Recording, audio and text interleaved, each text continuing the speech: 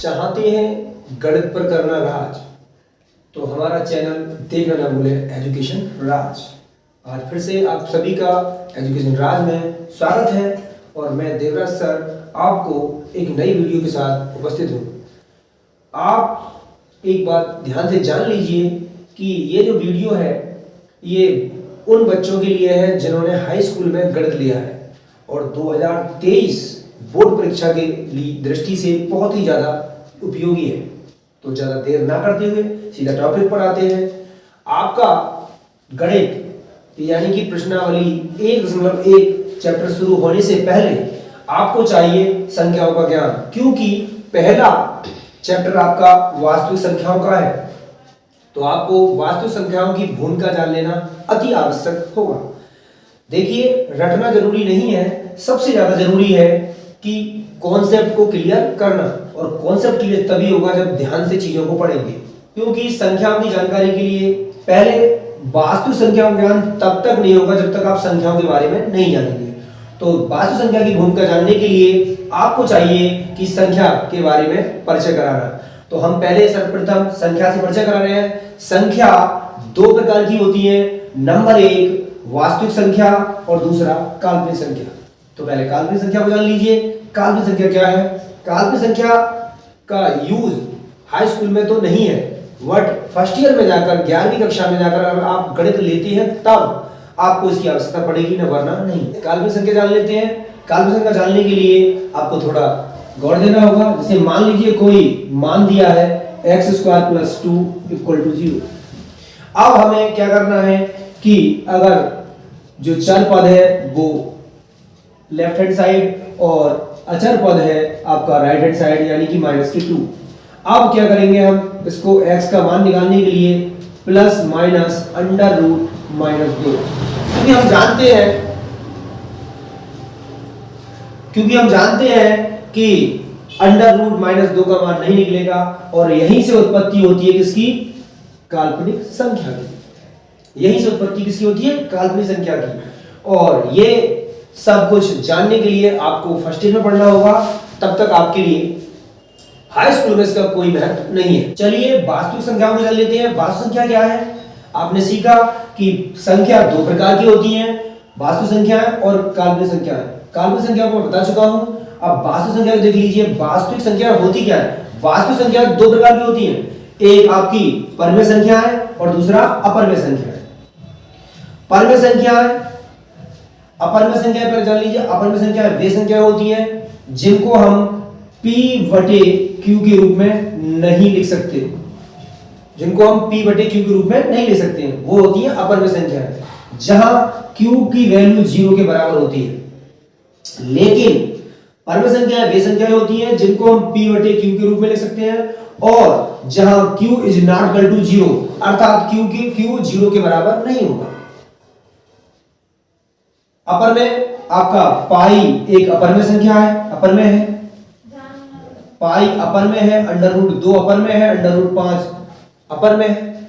तो ये अपरमेय संख्या है।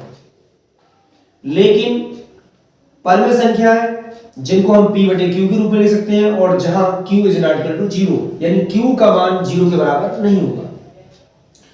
अब जो पूर्णांक है, जो परमेय संख्याओं से उत्पत्ति हुई पूर्णांक की, तो पूर्णांक भी दो प्रकार का होता है। पूर्णांक कौन सा होता है? प्राकृतिक और पूर्ण। अब प्राकृतिक संख्या कौन सी होती है ये जान लीजिए। प्राकृतिक संख्याओं को हम n से प्रदर्शित करते हैं, यानी कि जो संख्याएं 1 यानी 1 से शुरू होती हैं और इनफाइनाइट। प्राकृतिक संख्याएं वे संख्याएं होती हैं जो 1 से शुरू होकर अनंत तक जाती हैं, लेकिन इनकी उत्पत्ति 1 से होगी।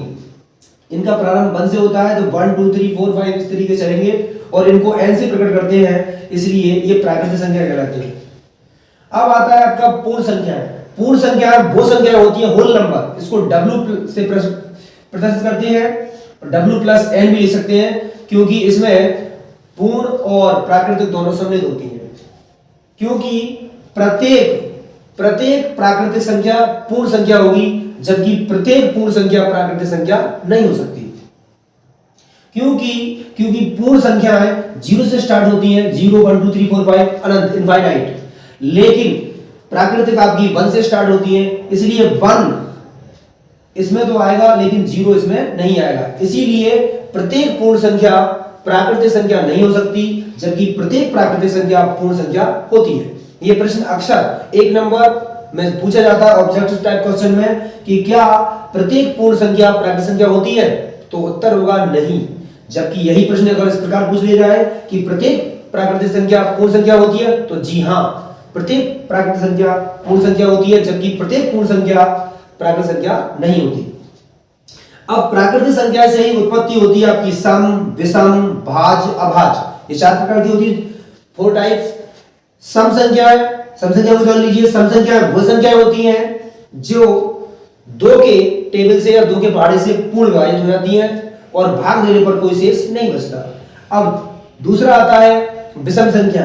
विषम संख्या वो संख्या होती हैं जिनको 2 के पहाड़े से भाग देने पर पूर्ण विभाजित नहीं होती है, अर्थात कोई ना कोई शेष अवश्य बचता है।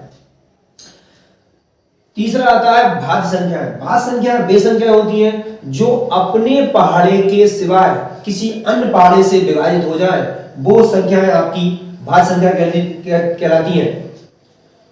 अब भाज्य संख्या को देख लीजिए। भाज्य संख्याएं वे संख्या कहलाती हैं जो अपने पहाड़े के सिवाय किसी अन्य पहाड़े से भी भाग देने पर पूर्ण रूप से विभाजित हो जाए, वो कहलाती हैं भाज्य संख्या। इनके गुणनखंड 2 से अधिक होते हैं।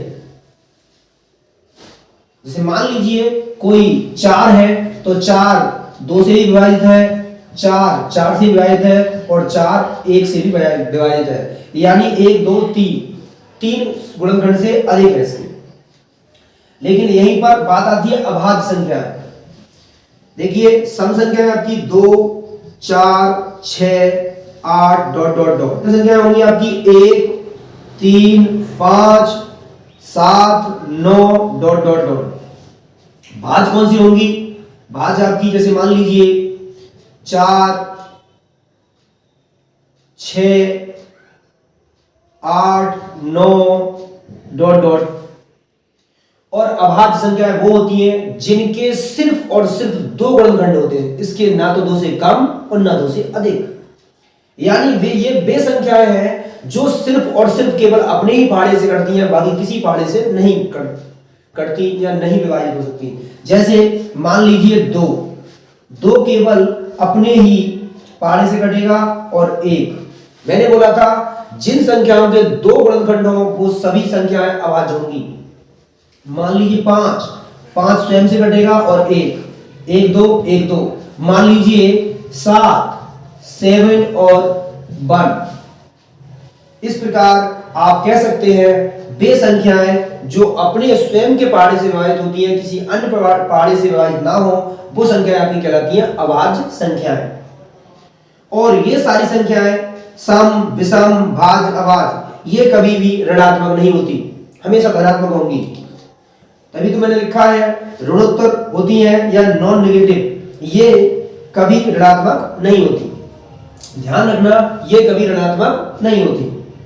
तो मेरे प्यारे छात्रों, विद्यार्थियों, ये वीडियो आज की पहली वीडियो है और मैं आपको विश्वास दिलाता हूं कि सन 2023 में बोर्ड परीक्षा जो होगी हाई स्कूल की, उसमें मैं आज से मैं प्रत्येक वीडियो डालूंगा हर चैप्टर की। कल प्रश्नावली 1.1 में जितने भी इंपॉर्टेंट सवाल हैं उन सभी की विद सॉल्यूशन के साथ वीडियो डालूंगा।